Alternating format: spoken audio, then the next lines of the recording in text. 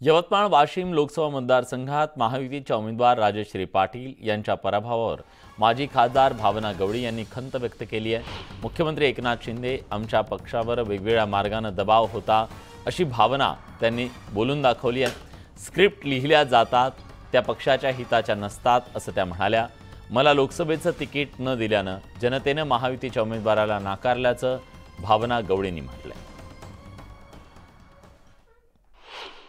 एकनाथजी शिंदे साहेब असतील किंवा आमचा पक्ष असेल त्यांच्यावरती सुद्धा वेगवेगळ्या मार्गांनी प्रेशर हे होतच असं म्हणायला काही हरकत नाही।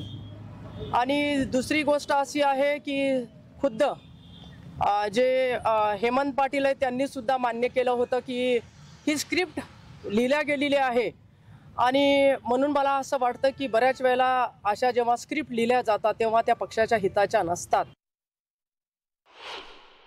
संपूर्ण वाशिम यवतमाळ लोकसभा मतदारसंघाची जनता ही 25 वर्षापासून मला खासदार म्हणून बघते। मी केलेली कामं असतील, माझा असणारा संपर्क असेल, माझे असणारे जिव्हाळ्याचे प्रेमाचे संबंध असतील, म्हणून मी 25 वर्ष या ठिकाणी शिवसेनेची सक्षमपणाने धुरा सांभाळत आली। आणि आज महाराष्ट्रामध्ये जे काही चित्र निर्माण झालं किंवा आपण जे रिझल्ट पाहतो त्याच्यातलाच हा एक भाग असू शकतो असं मला वाटतं।